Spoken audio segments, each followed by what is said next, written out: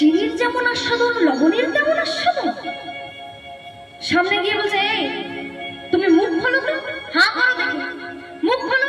তো কিছুতেই খুলবে না। তো জোর করে যখন মুখটা খুলিয়েছে, দেখছে মুখের মধ্যে সাদা সাদা দলা দলা। বলছে, এই তোমার মুখের মধ্যে সাদা সাদা দলা দলা এসব কি?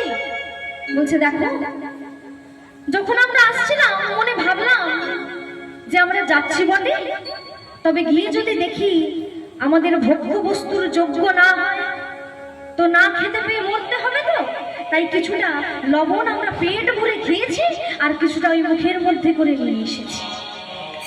হরিবল হরিবল। বলছে, ও মুখের মধ্যে লবণ নিয়ে তুমি চিনির আস্বাদন করবে? হ্যাঁ ফেলো বলছি, আগে ফেলো। মুখটা ভালো করে ধুয়ে মুছে পরিষ্কার করে তারপর তুমি এই চিনি আস্বাদন করো। তো যেই না মুখের মধ্যে থেকে লবণটা পরিষ্কার করে ধুয়ে মুখে ওই চিনিটা দিয়েছে, যেই না মুখের মধ্যে চিনিটা দিয়েছে, এত সুন্দর আস্বাদন, চিনির আস্বাদন এত মধুর, ইতিপূর্বে এমন আস্বাদন কখনো করিনি। হরি বল হরি বল। এখানে মহাজন আমাদের শিক্ষা দিলেন।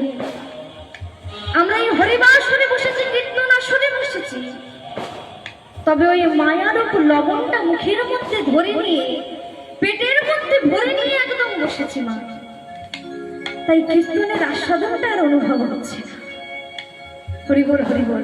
তাই যেটুকু সময় বসেছি এই সংসারের কথা, সংসারের চিন্তাটা দূর করে মনটাকে নিবেশ করুন। হরিবল হরিবল। জয় নিতাই। আজকের যে লীলা আমরা আস্বাদন করব তার গৌরচন্দ্রিকা খুব সংক্ষেপে এখানেই সমাপ্ত করছি। হরিবল হরিবল। দেখুন, আমরা এই সমস্ত বৃন্দাবন লীলা আস্বাদন করি, প্রভুর লীলা আস্বাদন করি, তবে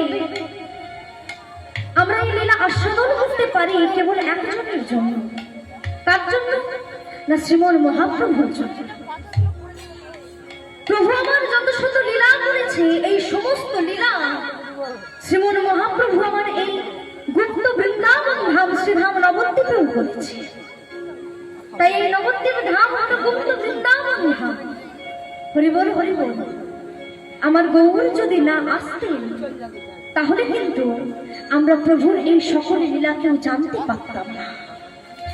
তাই মহাজন বলছে, যদি গৌর না হইত কেমনে হইত, কেমনে ধরিতাম দে রাধার মহিমা প্রেম রসসীমা এই জগতে জানা। হরিবল হরিবল। দেখুন, আমরা এই গৌরের দেশের মানুষ।